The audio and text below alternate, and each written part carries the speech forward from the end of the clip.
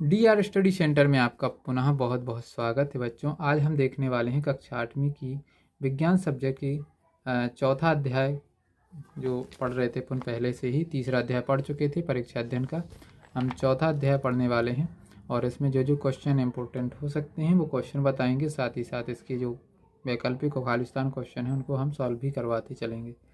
ठीक, तो चलिए स्टार्ट करते हैं। पहला जिसमें प्रश्न पूछा गया, निम्नलिखित में से ज्वलनशील पदार्थों के बारे में सही कथन का चयन कीजिए। तो इसका जो सही जवाब हो जाएगा ऑप्शन सी, इनका ज्वलन ताप निम्न होता है और आसानी से आग पकड़ लेते हैं। अगला प्रश्न है, निम्नलिखित में से अग्निशामक यंत्र में प्रयुक्त होने वाली गैस कौन सी है। ये 2024 में पूछा गया प्रश्न है। तो इसका जो सही जवाब है ऑप्शन सी, कार्बन डाइऑक्साइड। अग्निशामक यंत्रों में जो सबसे ज़्यादा उपयुक्त जो गैस होती है वो क्या होती है, कार्बन डाइऑक्साइड, है ना। देखा होगा आग बुझाने वाले जो यंत्र कहीं बैंकों में या फिर कोई सरकारी दफ्तर होता है तो वहाँ पर भी, और भी कई जैसे कारखाने लगे होते हैं वहाँ पर आपने अग्निशामक यंत्र देखे होंगे। तो उनमें अधिकांशतः कौन सी गैस भरी रहती है, कार्बन डाइऑक्साइड। आगे चलते हैं, जलता हुआ ईंधन व ऑक्सीजन का संपर्क टूटने पर क्या होता है। तो इसका जो सही जवाब है ऑप्शन बी, आग पर नियंत्रण होता है। जलता हुआ ईंधन व ऑक्सीजन का संपर्क तोड़ने पर क्या हो जाएगा, आग पर नियंत्रण पाया जा सकता है। दहन के लिए आवश्यक है, दहन के लिए क्या चीज़ की आवश्यकता होती है, तो ऑक्सीजन की आवश्यकता। यदि ऑक्सीजन है तो दहन की क्रिया चालू हो जाएगी, है ना। केवल ऑक्सीजन है तो भी ऑक्सीजन मतलब दहन की क्रिया चालू नहीं होगी, उसमें ऑक्सीजन, तापमान और साथ ही साथ ईंधन की आवश्यकता। यदि ये तीन चीज़ें हैं तो दहन की क्रिया मतलब आग लग सकती है। अम्लीय वर्षा हो सकती है, अम्लीय वर्षा कब हो सकती है, तो इसका जो सही जवाब है ऑप्शन बी, कोयला और डीजल जलने से। यदि ईंधन को जलाते समय पर्याप्त हवा ना मिले तो कौन सा खतरनाक प्रदूषक उत्सर्जित होगा। यदि जो ईंधन अपन जला रहे हैं उसको पर्याप्त ऑक्सीजन ना मिल पाए तो कौन सा प्रदूषक उससे उत्पन्न होता है। तो इसका जो सही जवाब है ऑप्शन डी, कार्बन मोनोऑक्साइड। देखा होगा उसमें से काला धुआं निकलता है, जो भी ईंधन अपन जलाते हैं उसमें से यदि काला धुआं निकल रहा है तो आपको समझ जाना है कि कार्बन मोनोऑक्साइड निकल रही है। ठीक, आगे देखिए, 7वां प्रश्न है आपके सामने। विश्व उष्ण या ग्लोबल वार्मिंग का कारण क्या है, ये 2023 में पूछा गया है। ग्लोबल वार्मिंग का मुख्य कारण क्या है, तो इसका जो सही जवाब है आपका ऑप्शन बी में दिया गया है।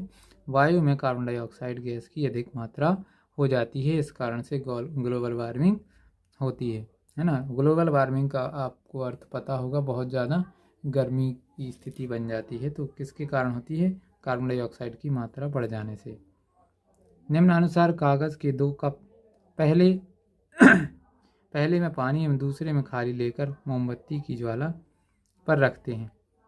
इस प्रकार से आपको 2 क्या लेते हैं, कप लेते हैं और एक में पानी भरते हैं और दूसरे को खाली छोड़ के ऐसी मोमबत्ती की ज्वाला के पास ले जाते हैं, जैसा कि चित्र में बना हुआ है। दूसरा कप आग पकड़ लेता है, जबकि पहला कप आग जिसमें पानी है आग नहीं पकड़ता है, बल्कि कप का पानी गर्म होने लगता है। इसका जो पानी है ये गर्म होने लगता है, जबकि ये कागज़ क्या होता है, जलने लगता है। पहला कप जो आग नहीं पकड़ता के संबंध में 2 कथन दिए गए हैं। कागज़ के कप को दी गई ऊष्मा चालन द्वारा जल में चली जाती है। जल की उपस्थिति में ताप कागज़ के ज्वलन ताप से जल की उपस्थिति में ताप कागज़ के ज्वलन ताप तक नहीं पहुंच पाता है। तो इसका जो सही जवाब हो जाएगा ऑप्शन नंबर सी, इसका सही जवाब हो जाएगा केवल वह कथन। जल की उपस्थिति में ताप कागज़ के ज्वलन ताप तक नहीं पहुंच पाता है। फिर इसके बाद दिख नहीं रहा, इसका बी ऑप्शन सही है। सी ऑप्शन सही है, इसका सी 8वीं का कौन सा सही है, सी, कथन आ और व दोनों।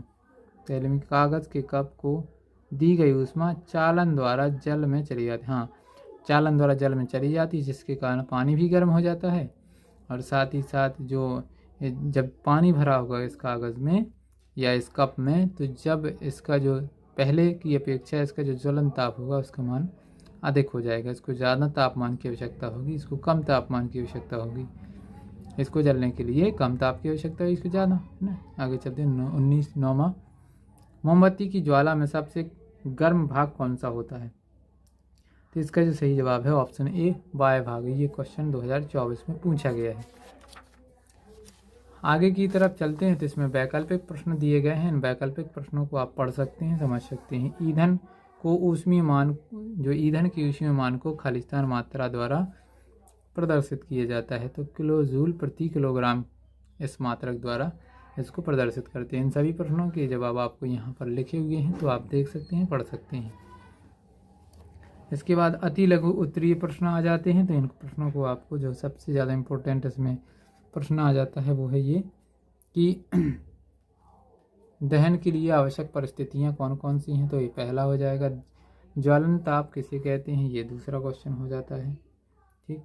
और उसी मान से आप क्या समझते हैं, ये आपका बहुत ही ज़्यादा इम्पोर्टेंट क्वेश्चन हो जाता है। फिर इसके बाद हम चलते हैं आगे की तरफ। तो इसमें ये 5वां प्रश्न आप देख सकते हैं, ये वाला जो 5वां प्रश्न है ये भी इम्पोर्टेंट हो जाता है। इन प्रश्नों को आपको अच्छे से पढ़ लेना है। फिर आगे की तरफ चलते हैं तो लघु उत्तरीय प्रश्न है। इसमें ईंधन के रूप में लकड़ी का उपयोग करना हानिकारक होता है, क्यों? ये बहुत ही ज़्यादा इम्पोर्टेंट है। आदर्श ईंधन के लक्षण 2024 में पूछे ही गए हैं और बहुत ही ज़्यादा इम्पोर्टेंट हो जाता है ये क्वेश्चन। कोयला की तुलना में मिट्टी के तेल के भंडारण में अधिक सावधानी क्यों बरतनी पड़ती है, जबकि दोनों ही ईंधन हैं? ये प्रश्न आपके सामने दिए गए हैं। इन प्रश्नों को आपको पढ़ना है और उनको याद कर लेना है, ठीक। मोमबत्ती की ज्वाला का चित्र आपको बहुत ही अच्छे से सीखना है। इसमें जितने भी भाग दिए गए हैं, यहाँ पर देख सकते हैं जितने भाग दिए गए हैं, सभी भागों के नाम और मोमबत्ती को बनाना, ये दोनों ही तरीके आपको आना चाहिए। यदि आपको मोमबत्ती बनाना नहीं आता है तो एक बार कमेंट ज़रूर कीजिएगा, हम आपको मोमबत्ती बनाना भी सिखा देंगे। फिर इसके बाद आपके सामने देख सकते हैं दीर्घ उत्तरीय प्रश्न पूछे गए हैं यहाँ पर। तो ये दीर्घ उत्तरीय प्रश्नों में आप इन प्रश्नों को अच्छे से पढ़ लीजिएगा, है ना। इसके बाद अगले वीडियो में हम आपको 5 अध्याय पढ़ाएंगे।